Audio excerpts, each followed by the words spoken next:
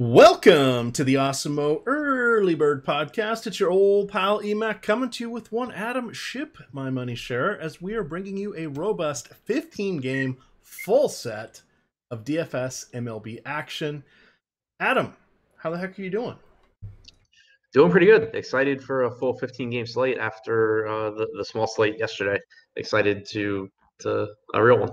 Yeah, it was got a little shorter.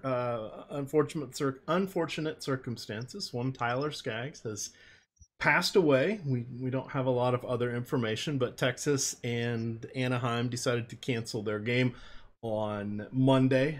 Word is they will probably continue with their series. No word about any makeups yet, but of course, condolences and thoughts out to his family. Those things are always tough to have happen that suddenly, particularly.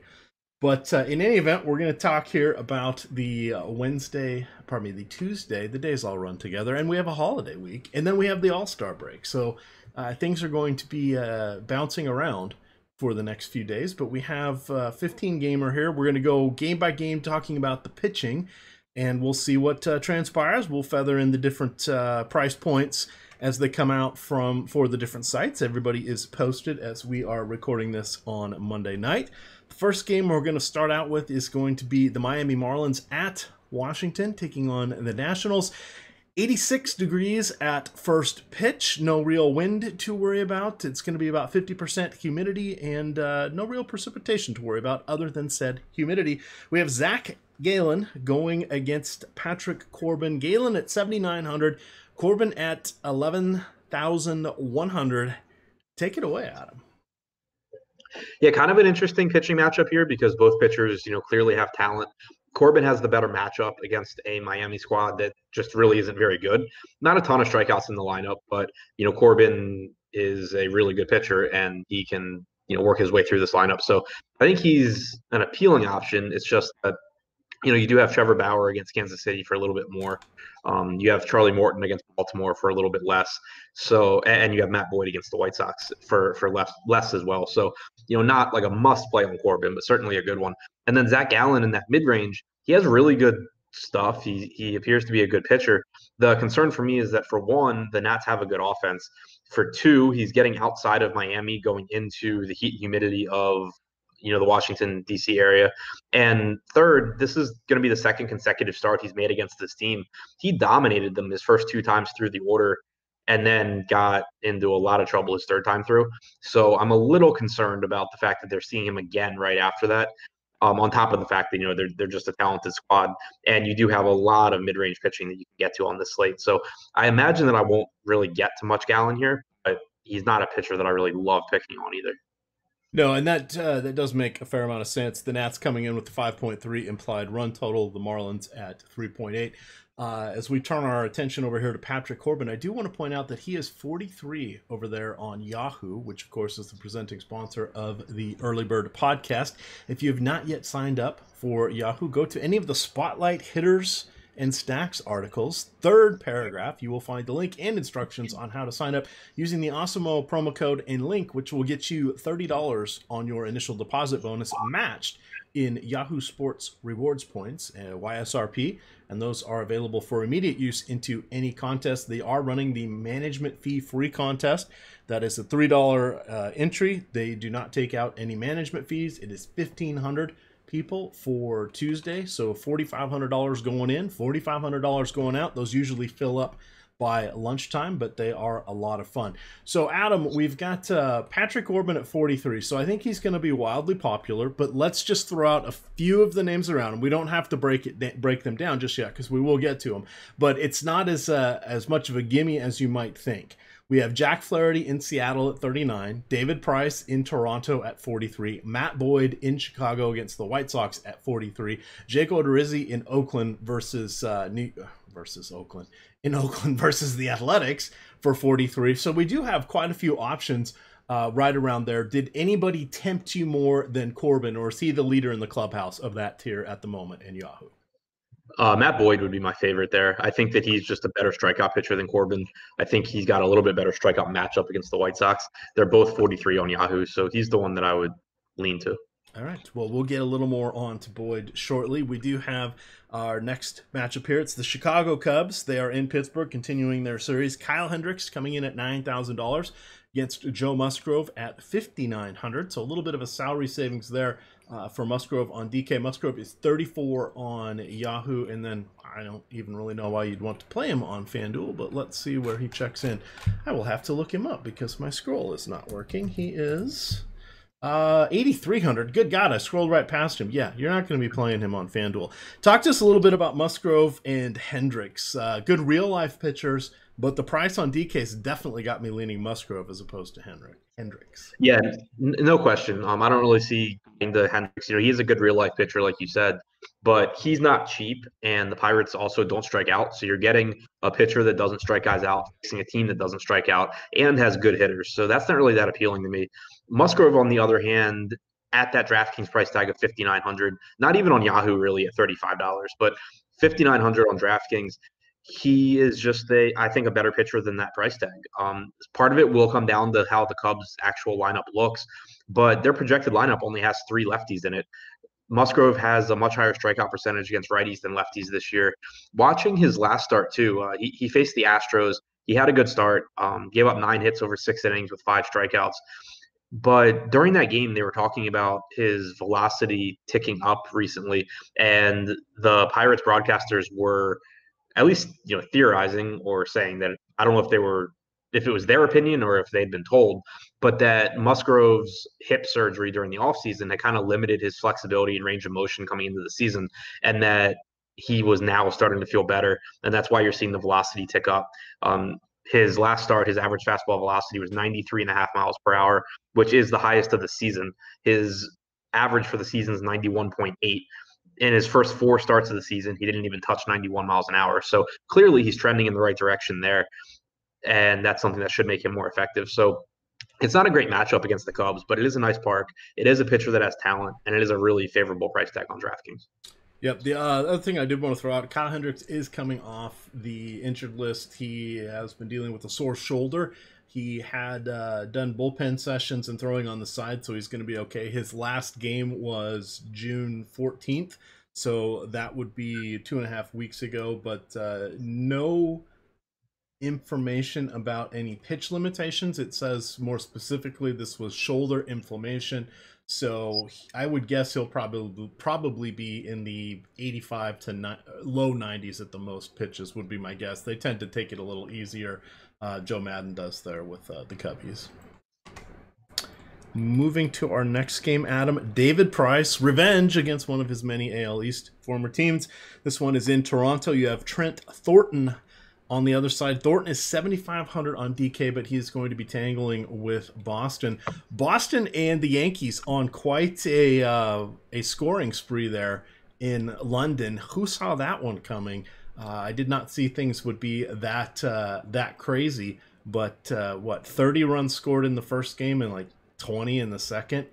That's pretty wild, Adam. Did you have any thoughts on that, since I don't think we did shows together after those games happened?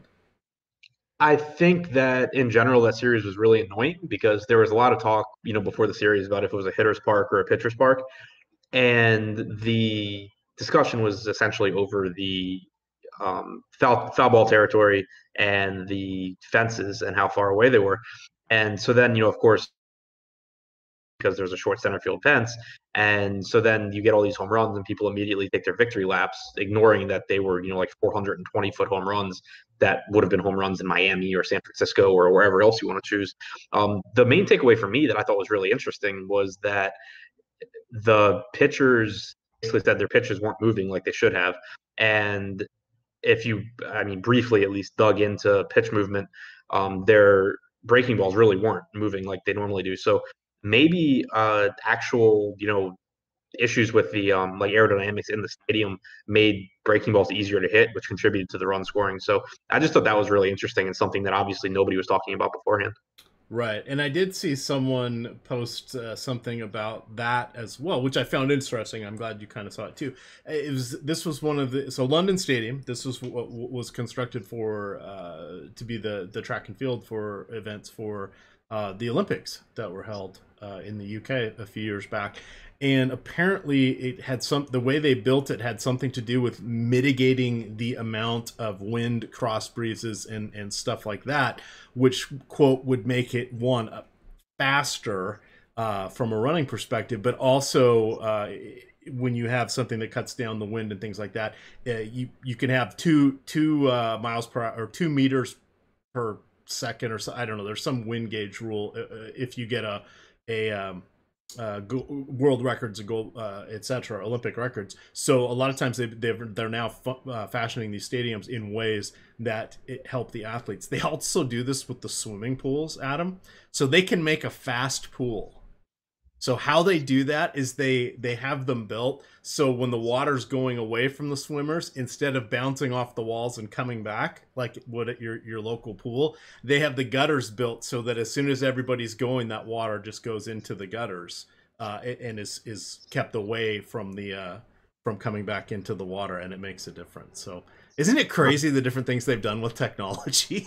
Yeah, that's nuts and something I never would have thought of. Like if you told me that a pool was fast, I would have thought you had lost your mind. Exactly. So that's when I saw the stadium thing. I saw some people saying, "Oh, bullshit," and I'm like, "No. They did this with the pools. I think they started it in like '84 or '88. It was either way back in Los Angeles or it was up in Calgary. I forget which. I think it was Los Angeles. But they were talking about the different ways they've done it, and each year they find, or by the time each Olympics comes around, they've improved the technology to help make the pools faster, in addition to their buoyancy suits and all the other crap. But anyway. We've gotten a little farther away, but just wanted to say there were other factors at play in this that weren't as common knowledge as they would be after the fact. So again, just you can only do the best you can with the information and variables that you are aware of, but we learned a little bit more after this series as people dug up some old articles from back in the London Olympics. In any event, David Price, Trent Thornton, get us back to DFS baseball.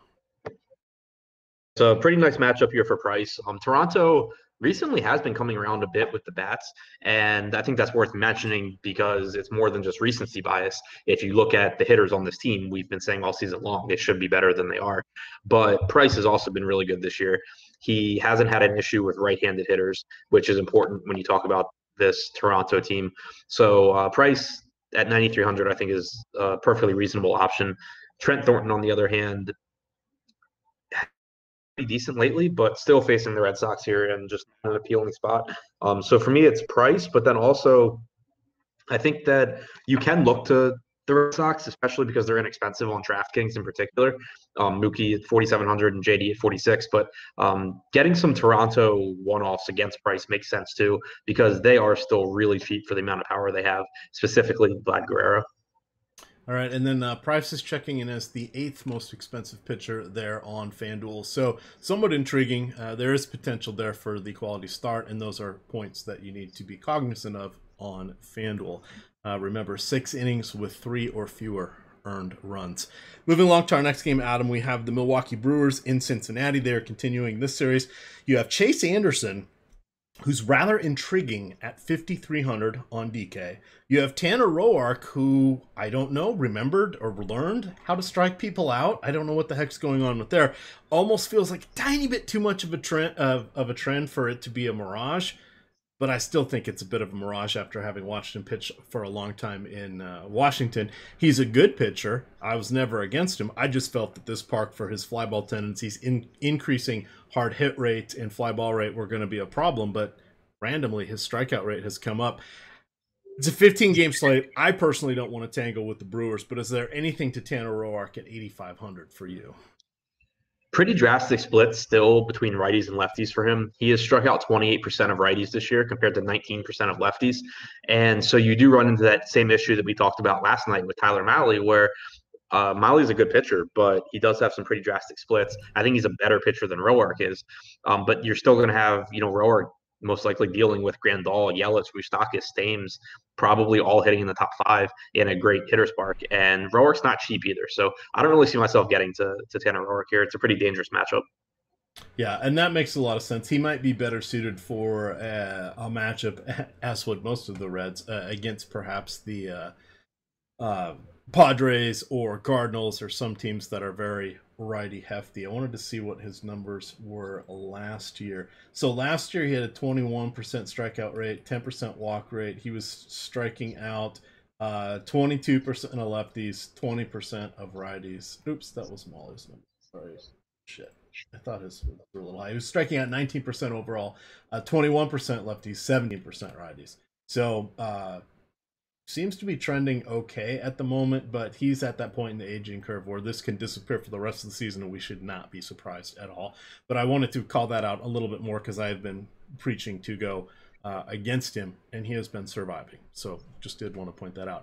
On the other side, Chase Anderson, the $5,300. You like anybody that's got a 5 in front of their pitching price tag. Thoughts on him? Because he can help you get some of those more exciting hitters at him.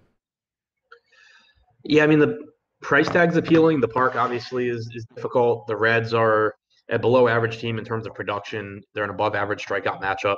Chase Anderson has not been very good at preventing runs this year, but he has actually been a pretty good strikeout pitcher, which is interesting at that price tag.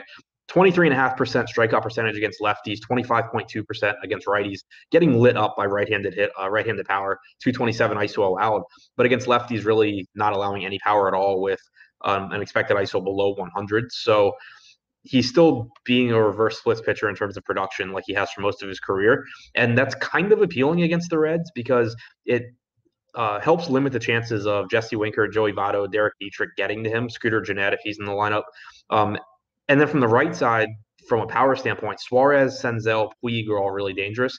But then like Iglesias, Peraza, Casali, whoever is in the lineup, they don't really have power. So like if he can just through Suarez, Senzel, Puig, or limit them at least to solo home runs at that price tag, I think that there is enough strikeout upside for him to be kind of appealing. It's similar to Musgrove in that he's just cheaper than I guess his talent level. The difference being that Musgrove, I think, is the better pitcher, but he's got the tougher matchup against the Cubs. Musgrove's also in the better park, whereas Anderson has an easier matchup against the Reds, but he's in a better park for home runs, and there are at least a few right-handed power bats in the line. And I'm calling that out because we do have a game in Coors Field. You've got the Astros going against Herman Marquez. You have a guy making his major league debut, undrafted Jose Urquidy. I apologize for saying his last name incorrectly. It's probably Urquidy. He was out of Mexico and has been in the minors for 4 or 5 seasons getting his call up. So just wanted to point that out. It's going to be 85 degrees in Colorado, and we have a 13 implied total at this point. So we may be looking for savings, and I thought it was intriguing enough to look at Anderson there a little bit deeper. On to our next few pitchers here. Charlie Morton going against Baltimore, 10,600 on DK. That's a lofty price point. He is 57 and the most expensive over on Yahoo. He is 10,800 and the third most expensive behind Bauer. And it looks like Mike Minor will probably be the starter for Texas on Tuesday since they postponed that game on Monday. How are you feeling about Morton going against your Baltimore Orioles, who seem to like the number 13 this weekend against Cleveland? Yeah, that was a pretty impressive weekend series. But I really like Morton here, and I haven't been rostering him much lately because he's just been on slates where either he's in a tough matchup or there's a lot of other aces out there. The one concern with him would be that he's not going to throw as many pitches as someone like Trevor Bauer. That's pretty much a given. But he has been really, really good this year, and now he's finally got a really good matchup pitching at home against the Orioles. For the season, he has a 29.9% strikeout percentage, which trails only Matt Boyd amongst the starters on the slate who have a reasonable number of appearances. Zach Allen's higher as well, but he's only made 2 starts. So, clearly a lot of upside there. He does have a bit of an elevated walk percentage, 0.5%, but it's not like the Orioles are a high walk team either. They'll give you some strikeouts. They're not a great offense. I really do like Morton here. All right, and then the other side, we have Asher Wojciechowski. Why do I know that name? Is he a reliever or is he Wojciechowski? He was with the Reds. Yeah, this is his former Indian. Let's see. He was traded. This will be his second round in the Baltimore organization. Made 19 appearances for Norfolk last summer. Minor league deal to Cleveland, blah, blah, blah. AAA Columbus, 3.6 ERA over 15 starts, 1.1 whip. What do you think about Asher Wojciechowski coming back home? So he's not in the player pool on DraftKings or Yahoo. He is in DraftKings. He's not. His price isn't showing up. If you type his name, he is 6,900, Adam. Nice. That's weird. I wasn't looking at DraftKings. I was looking at a different site, and there he is. Yes, he's in there at 6,900. That's more than I'm paying for him. No real question about. He's still also listed on the Indians, so that could be a problem. There's a chance that we're going to get a message on the top of DraftKings saying his points won't count. All right. Would he be someone worthy of taking a few bats against? Do you think, or he shouldn't scare us away? I should say. Right. So I just pulled his minor league numbers up now. He looks like he was fine. 5.5 xFIP at AAA. That's not really great. Last year at AAA, he had a 3.9 xFIP. The strikeout percentage was okay at 23.6%. Walks are a little higher than you'd like at 8.9%. 2 home runs per 9, despite pitching. Columbus is in the International League, so they're not in the PCL, so he can't use that as an excuse. He has had some home run issues throughout his career. Granted, he did pitch his home games in Great American for a brief time, but overall, just not a pitcher that I would like. He's the kind of guy where if you were like 4K, I would say okay, sure, but at a normal price tag, I'm not going there. And I would have some interest in cheap Tampa Bay bats. Austin Meadows is going through a little bit of a power outage, so his prices come down. Brandon Lau's inexpensive. Pham and Garcia are both inexpensive with plenty of power. It's just a pretty cheap Tampa team. The only negative here is that they are playing in Tampa Bay. All right. Moving along, we have the battle for New York. You've got James Paxton at 8,900 going against Zach Wheeler at 9,500. This one is in Citi Field, so the DH rules will not apply. You've got a couple guys carrying the Q tag here in Sanchez and Voit. Yankees, of course, coming back from their trip to London. How are you feeling about Paxton or Wheeler as amongst our top half dozen priced pitchers on Tuesday? Not really interested in Wheeler. I mean, just a brutal matchup against the Yankees, but interested in Paxton here. The Mets are a pretty league average offense. Paxton got lit up by Toronto his last time out. But to me, the price tag here just more than makes up for any issues he may or may not be having, whether you think it's luck or, bad luck or there's something wrong with him or whatever. He's 8,900 and he's a pitcher that when he's right, he's an 11K pitcher. So I don't really have any issue whatsoever getting to him at 8,900. Yeah, the 3 home runs in the last game, not fun, but in the 1, 2, 3, 4, 5, 6, now some of these were abbreviated out, and 7, 8, he did not allow a home run, or probably he allowed 3 home runs in those other 8 starts. So 8 appearances. Again, a couple of those were 3 inning outings as he was coming back, rehabbing his pitch count up there. So interesting. That's priced just about right, Adam, where we've got to give some thought to that, because you are correct. His upside is pretty tremendous. He is coming in at 38 on Yahoo, so that will also be a bit of a decision point for us. And then on FanDuel, he is 8,700, so he's in the middle there, but there are other guys like I would consider Odorizzi, Price, and Flaherty probably would be the guys around him I would rather go to on a single pitcher site. Any other thoughts for the New York game? I was just looking at my kind of way too early baseline projections, and Paxton was coming in as the second highest scoring pitcher for me. That's before I adjust anything. So I don't think. How many batters faced did you have for him? Would you go with 26? Yeah. Oh yeah, 26. I was thinking outs, so that would be kind of high. Oh, dude, that would be. I would pay 12,000 for 26 outs. I have 6 innings. Okay. But yeah, so I think that stuff will end up. I think guys will end up passing him in my projections, but it'll be guys like Corbin and Boyd and Bauer that are really expensive. So I'm pretty confident in saying that Paxton will be my highest projected guy in his price range. Okay. That makes sense. All right, we're kind of at the halfway point, so I do want to call out a pinned tweet on the Osmo_COM Twitter account.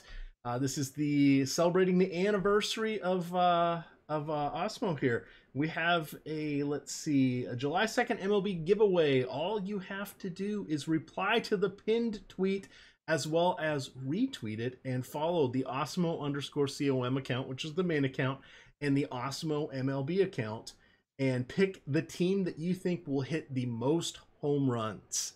That's it. Yes, there are probably going to be some ties, but anybody that is tied with the correct team will be part of a drawing where 3 random winners will be selected, and you will get 1 month of Osmo Plus. That's a $70 value that you can take your shot at for free. So check that out. Again, go to Osmo_COM on Twitter. Check out the pinned tweet. Follow the instructions and take your shot at getting a free 1 month subscription to Osmo Plus. All right, the last of our 7 o'clock games, Adam, we have the Philadelphia Phillies going into Atlanta, taking on the Bravos. Aaron Nola, 10,700. Dallas Keuchel, 8,100.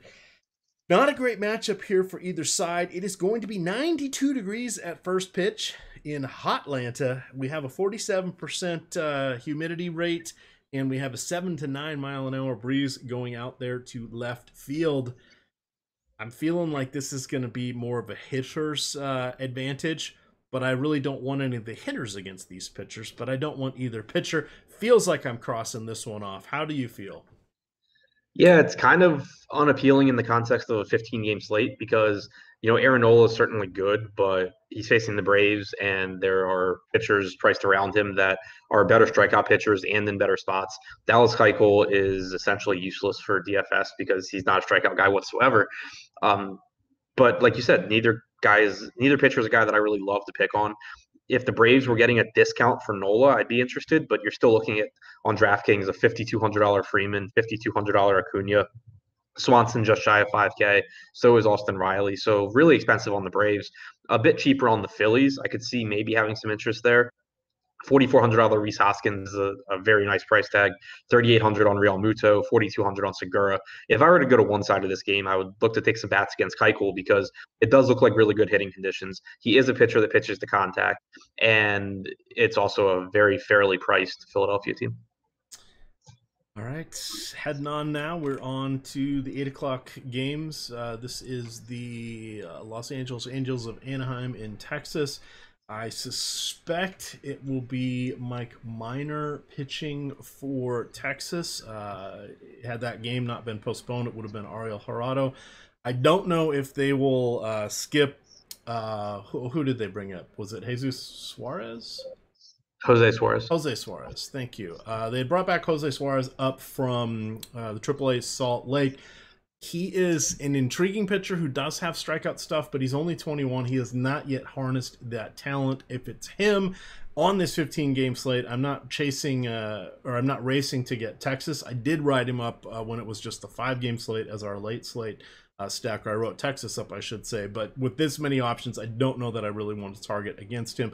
I actually kind of would rather have it be Griffin Canning because even though he's been solid in his initial campaign here, there are a boatload of lefties for Texas. So let's assume it's Mike Minor and then whichever pitcher you think is better for Anaheim. Do you want to play either sides of this? Because it's again, it's a warm one, 92 degrees there in Texas.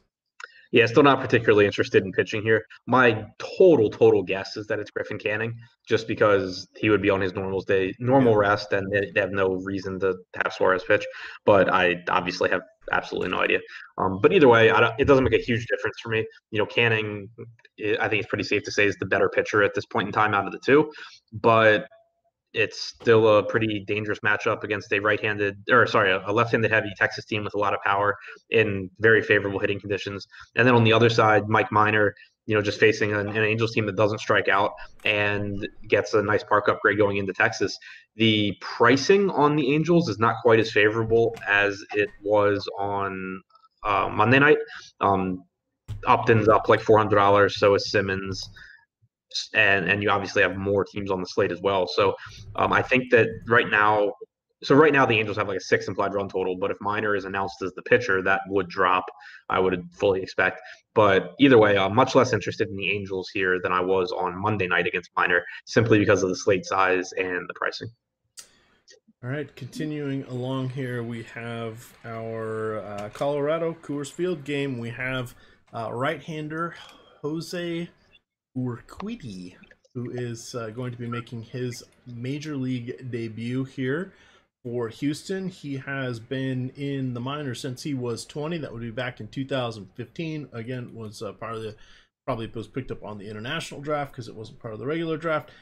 He has, let's see, pitched for, where is it? 300 innings, or just shy of 300 innings. He has a 1.1 whip, a 9.7 strikeout rate, and then a 3 ERA. Now, the bulk of his innings have come in rookie A ball and high A ball. He has he has pitched 70 of his 300 innings have gone double A or higher. So he doesn't have a lot of a lot of experience against the really good hitters, and this is in Coors. So he is not in the player pool, but I think we can definitely look towards the Colorado bats. How do you feel about Herman Marquez going for the Rockies 8,700 here? Yeah, I mean, I'm just not interested in pitching in Coors Field, given the way the ball's flying, given that, the time of year it's, 85, 90 degrees like every night in Colorado. Marquez is good, but there's pitching to get to on this slate. As far as Urquidy goes, or however you pronounce it, that's my guess. He looks like he's good. I'd never heard of the guy until 2 minutes ago, but at Double A this year, 2.35 FIP, 30.1% strikeout percentage. Went up to AAA, 3.31 FIP, 37% strikeout percentage. He isn't highly ranked as a prospect, so that is, obviously concerning to me. The end of the day, it wouldn't be surprising if he's just better than people realize, but I'm gonna be more than happy to take my chances with the Rockies, in Coors Field against the guy making his major league debut. All right, heading out of Colorado over to Chicago, we've got the White Sox hosting Detroit. Matt Boyd, 10,100 on DK. You had mentioned him kind of in that tier. He's 43, along with David Price and Pat Corbin on Yahoo. So definitely intriguing there amongst that trio. All three of them, I think, are in reasonable options. But 10-1 against the White Sox, who are carrying a 4.3 implied run total here. Talk to me about Matt Boyd. We've gone through half the pitching. Nobody's really stood out that much. We do know that there are some spots to pick hitters on this slate. What is your initial feeling on Matt Boyd? I love Boyd. He's got the highest strikeout percentage on the slate, barring Zach Gallen, at 30.8%. Walk percentage is 4.8%, which is the lowest walk percentage on the slate. Needless to say, he has the highest K minus BB percentage at 26%, 3.5 xFIP. His PCRA is the sixth best this season, seventh best, behind Scherzer, Cole, Sale, Verlander. Never mind, ignore me. I don't have that sorted right. It's really good though. 2.97, so it's 3/4 of a run better than his 3.72 ERA. It's still really good. It's just not seventh best. Everything about him, just screams that he's legitimately good. And now you're getting a White Sox team that's been average in production against left-handed pitching. Their active roster since the start of this season against lefties has a 101 WRC plus, 319 WOBA, but a 24.2% strikeout percentage, which is the ninth highest in baseball. So clearly some upside there for Boyd, in addition to the fact that he's just a really, really good pitcher. All right, on the other side, we have Ronaldo Lopez, who has allowed 22 home runs this season, Adam. That feels like a pretty high number. Let's just take a peek over here. I want to say that's like fifth on this year. His 22. Oh, he's climbing. Congrats. He's tied for second with Dan Straley. Mike Leake and Justin Verlander have allowed 23 apiece. If we use the handy dandy Fangraphs filter to choose the last two seasons, we have Ronaldo Lopez. Where is he? He is sixth overall for most home runs allowed, but technically he's tied for fourth with 47. Dylan Bundy at 60, representing the Baltimore Orioles. Then you have Justin Verlander at 51, Jake Junis at 50, and then Fires Hap, Lopez at 47. Hey, shout out Mike Leake. We're going to get to him shortly. He's at 46. I want some Detroit bats, but which ones, Adam? Because they're not very good. Yeah, I'm actually interested in Lopez here at that price point. Okay. This is perfect. I just laid out how bad Lopez is. Let's talk Yeah, I about stopped how much listening. worse the Detroit hitters are if you're going to him. Yeah, so the projected lineup for Detroit has 6 right-handed hitters, 3 left-handed hitters. There's no question that Lopez gives up a lot of power. He does have a 24.6% strikeout percentage against right-handed hitters this year compared to 15.6% against lefties. Power allowed to both sides, but that is just too high of a strikeout upside or strikeout percentage to ignore, I think, for a pitcher in his price range. The alternatives are Chase Anderson, who we talked about against the Reds, has plenty of his own issues as far as allowing power goes. Joe Musgrove facing a good Cubs team. Lopez in that particular split against righties has just as good a strikeout numbers as those guys. He's my favorite cheat pitcher. All right, there you go. Now Adam will have a chance to rethink that position. He is writing the deep dive article, and we'll be wait for it, doing a deep dive into all of the pitchers. There will be 30 on the slate, and usually that's where the focus is going to be. Plus, you will get to see him in front of the paywall on the deeper dive. So we shall see. But we know a lot of this comes down to pricing, Adam. And here's your guy. Yeah, I'm going to immediately backtrack a little bit. He's my favorite sub 6K pitcher for sure. I think that he's probably similar to like Tyler Beede against the Padres. That was the last game on the night. I haven't seen it yet, but it goes without, like, regardless, I really like using Reynaldo Lopez here as an SP2 because it does give you upside and it lets you get whatever bats you want. Right. And then on a slate like this, bats with this many teams in action, which would be, wait for it, all of them, bats tend to carry the day. So what you would need to do is if you were spending on some of the good pitchers, you need a whole bunch of teams to, quote, fail. And on a slate like this, there will probably be 6 or 7 very popular teams. Now, their popularity will be somewhat diffused when you look at the raw volume, but those 6 teams will probably make up close to 50 or 60% of the batting of the hitter pool. And so you need all those teams to do poorly and your pitcher to do well in order to gain leverage on these larger slates. So it's definitely something you want to think about in context of stuff. And this is what they talk about a lot on the DFS strategy show. You can catch that 9:30 weekdays, 10:15 on Saturdays. Moving along here, Adam, we've got Trevor Bauer, Jake Junis up there on the home run leaderboard. He had some moments. Those moments have vanished. But Cleveland managed just 2 runs against Baltimore, of all teams. The team that has allowed the second most runs in the league took Cleveland 2 full games before they managed 2 runs on Sunday. What do you want to do here with Bauer and or Junis?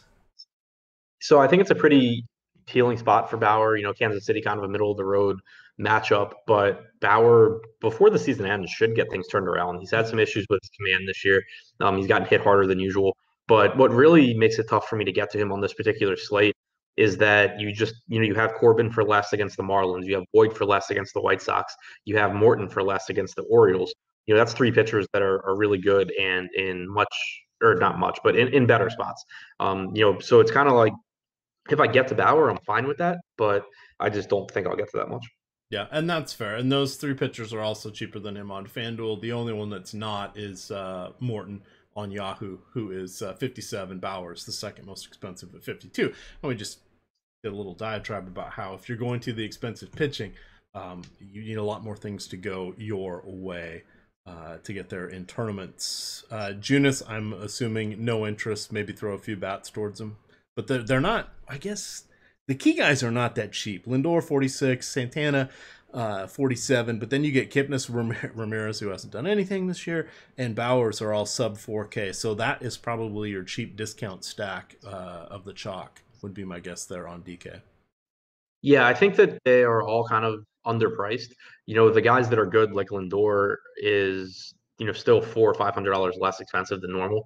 4,600 is a completely reasonable price for him. Like, I think that puts him in play as a cash game shortstop. Santana is expensive, but not exorbitant. But then you get past that, and 3,600 for Kipnis, 38 for Ramirez, 33 for Bowers, 36 for Perez. Bobby Bradley, I think, is a really sneaky tournament play. because he's got monstrous power. He also strikes out a ton, like more than most people. But you get like, I mean, kind of like Joey Gallo, Chris Davis territory. But you get Jake Junis, who doesn't really strike guys out, and he allows home runs. Against lefties this season, Junis has struck out 20.9%, so a below average strikeout rate against left-handed hitters. Bradley's going to be completely unowned, assuming he's batting like eighth or something for Cleveland, but he's really cheap and he has more power than that price tag indicates. So not the kind of guy that you want your night riding on, but the kind of guy where if you're max entering, getting 5-6%, whatever, and being above the field is fine. But also if you're like hand building a lineup and you need a cheap first baseman, he gives you the upside to win a tournament and he won't have ownership. All right. The fun thing also is Josh really, really likes him. He actually made him his home run call of Sunday. I take it back. Bobby Brown belong in the major leagues. There we go. I guess I could have led off with that, but no. I'll let you validate the pick. Let's see. Heading on here, we just got our 10 o'clock games. There's 4 of them. This is going to be a robust slate. You've got Jake Odorizzi going against Oakland in Oakland. This is 4.6 implied run total for the A's. The Twins have a 5.0 implied run total going against Daniel Mengden, or as Laffy likes to call him, the Ballerino, because, wait for it, the Mengden family, known for being in ballet. Really true. That's a true story there. I'm sure Laffy will talk about it on all the shows he's on for Tuesday. Talk to me about Odorizzi. Feels like an intriguing spot for his improved strikeout rate, but always dangerous going against the A's because they do have power. Yeah, no real interest in pitching here. Mangden obviously in a tough spot against Minnesota. Odorizzi facing an Oakland team that is right-handed heavy, and that really concerns me for a couple of reasons. For one, for most of his career, he's been reverse splits. This year, he's having a really good year, but his home run per fly ball percentage is by far lower than his career norms. His strand percentage is higher than normal. His zone contact percentage is down, which like much lower than his averages, which is concerning to me because he's not getting a ton more swings and misses on pitches out of the zone. He's just getting more in the zone, which is kind of weird. But what really stands out is that his numbers to lefties are just really good across the board. 30.1% strikeout percentage, 276 expected WOBA, 123 expected ISO. All those numbers are fantastic. But against righties, 25.4% strikeout percentage is fine. But a 326 expected WOBA, that's 102 points higher than his 224 expected, or his actual WOBA. 229 ISO is 115 points higher than his 114 actual ISO allowed. He's been really, really lucky against right-handed hitters in particular. And now you're going to get this Oakland squad that has Matt Chapman and potentially a very cheap Chris Davis, who I would love if he's in the lineup. But Ramon Laureano, Mark Canha, potentially another righty, replacing Davis. So the only thing going for him is that this game is in Oakland and it'll downplay right-handed power. But I think that getting to at least some, one-offs from Oakland's a pretty interesting way to go, because I expect Odorizzi to really start giving up power to righties sooner rather than later. Thank you. That is a good one to file away. So appreciate that. A couple more games here. Not really intrigued by the pitchers here. We've got Arizona heading into Chavez Ravine to take on the Dodgers. Taylor Clark, yikes, no bueno. He's got a 5.5 implied run total from the Dodgers going against him. I have zero interest in him whatsoever. On the other side, you have Ross Stripling. He is 7,800 on DK, 6,500 on FanDuel, 3,400 on Yahoo, and will probably go 70 pitches. So I'm not feeling the love there as well. Do you like any of the hurlers in this game? No. All right. So that was an easy one. We've got the Cardinals, the Mariners, Jack Flaherty at 7,600. Hell yeah. I'll play some Jack Flaherty at that price. You've got the Mariners, who are still a little bit dangerous. Since they've traded away Encarnacion and Jay Bruce, they still are a top 10 team with regards to WRC+. Yes, short sample size, but they're not completely horrible. And that's just something to think about. You just don't know all the names because it's being done by Domingo Santana, Dan Vogelbach. You've got Omar Narvaez, Kyle Seager rolling back and having adequate moments here and there now that he's healthy.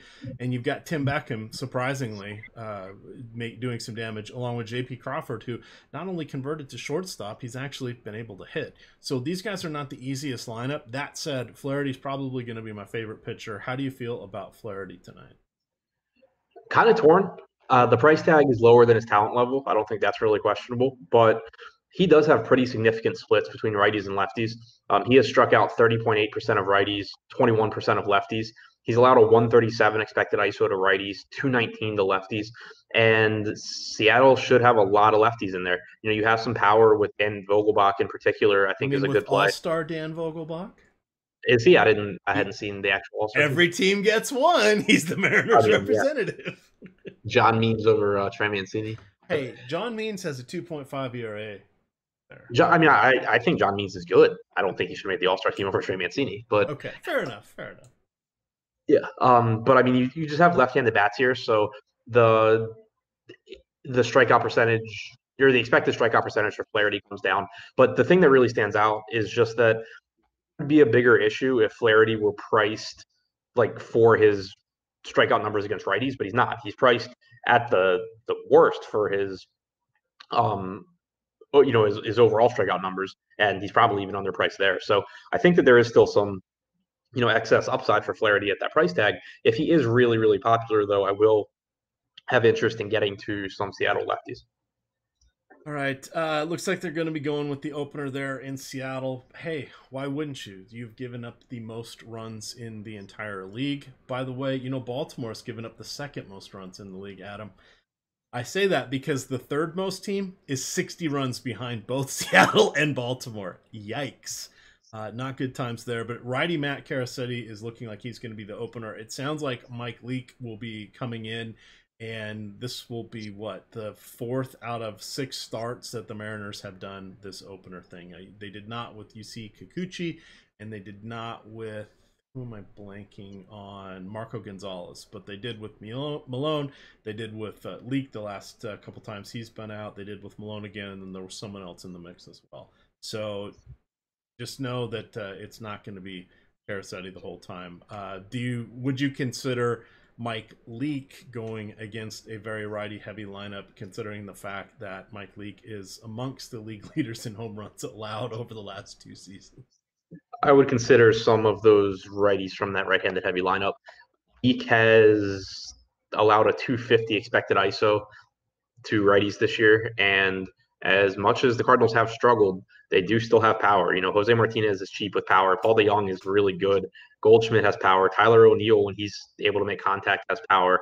Bader has some power. Molina gives you a cheap catcher option. So, not the most favorable ballpark, but I think that there's a lot of upside for the Cardinals. All right, now I've got to look up Mr. Mike Leake here. Oh, I'm seeing Wainwright on a couple sites too. He pitches for the Cardinals. No, I know, but instead of Flaherty. I see what you're saying. Wainwright would actually be like the exact same analysis as Flaherty. Yeah, I would think so too. Wainwright's he's having moments, but he's old, but he's not expensive. He's been lights out against righties and just trash against lefties. Yeah. Oh, surprising. Well, 165 at bats against the current Cardinals, because Leake was there in Cincinnati for a long time, so I figured he'd have squared off against a few of these guys.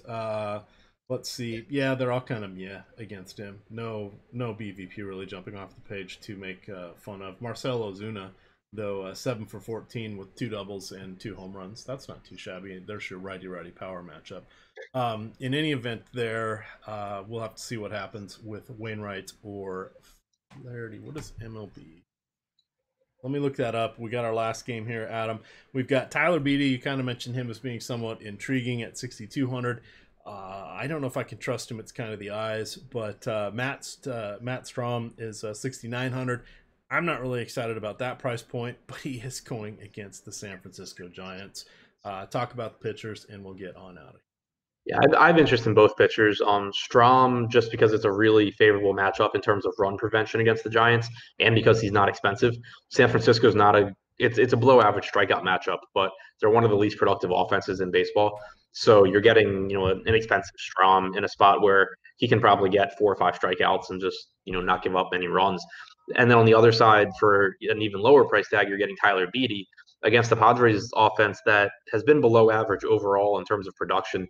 They do have a lot of power, but what really stands out is that there are 6 right-handed hitters in the projected lineup, including the pitcher, Matt Strahm. And Beede this year has his strikeout percentage against right-handed hitters is about 9 points higher than against lefties, 25.2% compared to 16.7. He's held righties to a 314 expected WOBA, 171 expected ISO. Those numbers aren't great, but they're kind of middle of the road. Whereas lefties, it's a 387 expected WOBA and a 197 expected ISO. So just another pitcher, right-handed pitcher, that's just getting lit up by lefties and putting up pretty good numbers against righties. You're getting him priced for his overall numbers, and he's facing a team that is towards the top of the league in strikeout percentage against right-handed pitching, has a lot of righties in their lineup. All right. MLB.com probable pitchers page does have Jack Flaherty, so they are usually correct. They also usually wait until they're almost darn sure they're correct. So we're going to say that it is Flaherty over Wainwright. In any event, there you go. You got all 30 pitchers broken down that are going to be on the slate, so it should be a fun one. Reminder, go to that pin tweet at Awesemo_COM on Twitter. Get your chance to win 1 free month of Awesemo Plus content. All you got to do, reply to the tweet, follow the Awesemo MLB account, and retweet, and you will be eligible. Pick the team with the most home runs. Of course, there will be some ties, but we're giving away not 1, not 2, but 3 of these prizes. Random drawings for the people that have the correct team will take place, and then you will get your free account. Of course, if you want to just jump in, you can use the promo code EARLYBIRD, all one word, 50% off any 1-month package. That does now include Fantasy Cruncher add-on. This does not work on the weekly package, but it does work on the 1-month package. It'll be half off.